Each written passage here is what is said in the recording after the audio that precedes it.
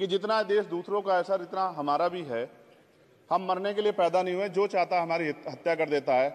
मूछे रखने पे, घोड़ी पे बैठने पे, मटकी छूने पे हमारी हत्या हो रही है। क्या बदला है सर 70 साल बाद भी?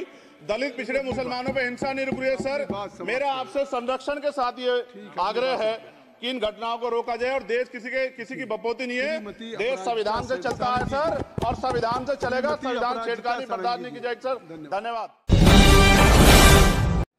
महात्मा ज्योतिबा फूले, डॉक्टर बाबा साहब अम्बेडकर और मान्यवर काशीराम साहब को मैं याद भी करता हूं आज के दिन पर। साथ साथ नगीना की महान जनता और भीम आर्मी और हमारी पार्टी आज़ाद समाज पार्टी काशीराम के साथियों का भी धन्यवाद करता हूं। इसके बाद अपने कुल गुरु जगत गुरु सदगुरु रविदास जी महाराज को भी मैं नमन करता हूं, जिन्होंने दुनिया को लगभग 600 साल पहले बेगमपुरा शहर के रूप में दुनिया का सबसे महान लोकतांत्रिक दर्शन दिया। अध्यक्ष महोदय, 14 अगस्त 1947 को ये देश अंग्रेजों के अधीन था। 15 अगस्त 1947 को हम लोग आज़ाद हुए। 16 अगस्त 1947 को देश आज़ादी में था, लेकिन धन धरती राजपाट में बंटवारा नहीं हुआ। जो साधन संसाधन थे उनमें बंटवारा सही रूप से न होने के कारण एक बहुत बड़ी आबादी सुविधाओं से वंचित और सम्मान से वंचित रह गई। उनको सम्मान देने के लिए और अंतिम व्यक्ति तक सुविधाएं पहुंचे, इसके लिए लोकतंत्र की व्यवस्था हुई। लेकिन आज़ादी के 70 साल बाद भी हम कहाँ खड़े हैं, इस पर ये चिंता का विषय है। मैं मानता हूं कि सामाजिक न्याय तभी होगा माननीय सभापति जी, जब जातीय जनगणना पूरी होगी और जातीय जनगणना कराई जाएगी, और साथ साथ संख्या के आधार पर आरक्षण जो है वंचित वर्गों का बढ़ाया जाएगा। उसके साथ साथ जब राष्ट्रपति जी अभिभाषण पर बात रख रही थी तो उन्होंने शहरी और ग्रामीण क्षेत्रों के विकास की बात कही और ये भी कहा कि दुनिया में सबसे उत्तम शहर हमारे यहाँ बने। लेकिन माननीय सभापति जी, 70% आबादी तो गांव में निवास करती है, तो गांव की आबादी के बारे में भी सोचना होगा कि उनका जीवन कैसे बदले। माननीय सभापति जी, उच्च शैक्षणिक संस्थानों में बहुजन समाज के जो छात्र हैं उनके साथ कास्ट एट्रोसिटी हो रही है, निरंतर उनकी हत्या हो रही है। साथ साथ जो सरकारी कर्मचारी हैं दफ्तरों में, उनके साथ भी जो SC ST OBC और मुस्लिम और अन्य धार्मिक अल्पसंख्यक, उनके साथ भी माननीय सभापति जी जातिगत और धार्मिक जो है शोषण किया जा रहा है। इसलिए मेरी मांग भी है कि पुरानी पेंशन को भी अध्यक्ष जी बहाल किया जाए। जो कर्मचारी देश की सेवा में लगे हैं उनका भी सम्मान होना चाहिए। साथ साथ सभापति जी, भाजपा ने चुनावी लाभ के लिए सबका साथ सबका विकास के नारे दिए जो खोखले हैं, क्योंकि 10 साल में दलित पिछड़े आदिवासी मुस्लिम और अन्य धार्मिक अल्पसंख्यक जो अत्याचार हुए हैं वो किससे छिपे हुए नहीं है। ये गलत है, ये बंद होना चाहिए।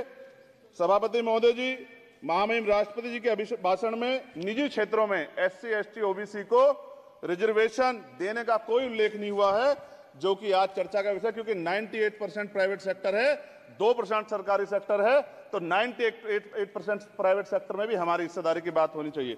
माननीय सभापति जी, आशा कार्यकर्ताओं, आंगनबाड़ी वर्करों, भोजन माताओं के वेतन वृद्धि पे भी कोई उल्लेख नहीं हुआ है, वो भी अभी नंगे, उन पर भी सोचना पड़ेगा। माननीय सभापति जी, जिस क्षेत्र से मैं चुन के आऊं नगीना से, वो बहुत पिछड़ा क्षेत्र है। उस क्षेत्र में कोई विशेष आर्थिक पैकेज नहीं दिया गया, रोजगार की सेवाएं नहीं है, नौजवान पलायन करता है। IIT, IIM, एम्स, केंद्रीय विद्यालय आदि शिक्षा में और चिकित्सा संस्थानों की स्थापना होनी चाहिए, जो कि नहीं है। और माननीय सभापति जी, मानसून सत्र आ गया है, मेरा क्षेत्र बाढ़ से बहुत प्रभावित है, इसलिए मैं आपसे आग्रह करूंगा कि वहां के लोगों को बाढ़ से निजात दिलाई जाए। माननीय सभापति जी, चीन हमें आंख दिखा रहा है और लगातार हमारे देश की सीमाओं में घुसपैठ कर रहा है, इसलिए अग्निवीर योजना को हटाकर पुनः सेना भर्ती शुरू की जाए। और साथ साथ भारत की सबसे प्राचीन व बहादुर रेजिमेंट में से एक चमार रेजिमेंट को पुनः बहाल करा जाए, ऐसा भी मेरा आपसे आग्रह है। माननीय सभापति जी, पिछले सारे प्रधानमंत्रियों ने मिलकर जितना कर्ज लिया है उससे दुगना कर्ज हमारे वर्तमान के प्रधानमंत्री जी ने लिया है। किसान अगर अपना कर्ज माफ कराने के लिए जाता है तो लाठी झेलनी पड़ती है, जबकि सरकार ने धन्ना सेठों का 15 लाख करोड़ रुपया माफ किया है।